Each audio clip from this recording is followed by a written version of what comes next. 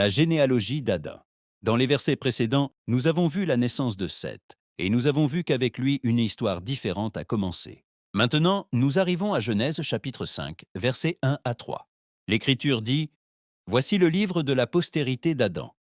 Lorsque Dieu créa l'homme, il le fit à la ressemblance de Dieu. Il créa l'homme et la femme, il les bénit, et il les appela du nom d'Adam, lorsqu'ils furent créés. Adam, âgé de 130 ans, engendra un fils à sa ressemblance, selon son image, et lui donna le nom de Seth. Ici, le texte fait quelque chose d'important. Avant de continuer avec la généalogie, il revient à la création. Il rappelle que Dieu a fait l'homme à sa ressemblance, qu'il a créé l'homme et la femme, et qu'il les a bénis. Ainsi, la généalogie ne commence pas seulement avec des noms, mais avec l'œuvre de Dieu sur l'homme. Ensuite, le texte présente Adam engendrant Seth à sa ressemblance et selon son image.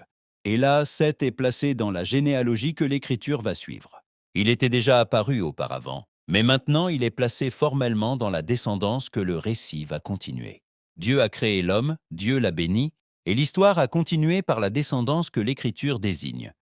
Ici, nous ne regardons pas une liste vide. Nous voyons que la vie de l'homme, depuis sa création jusqu'à sa descendance, est placée devant Dieu. Dieu ne travaille pas seulement dans les commencements.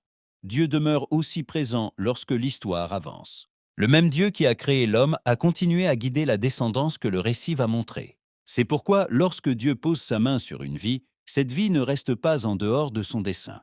L'écho de la voix de Dieu.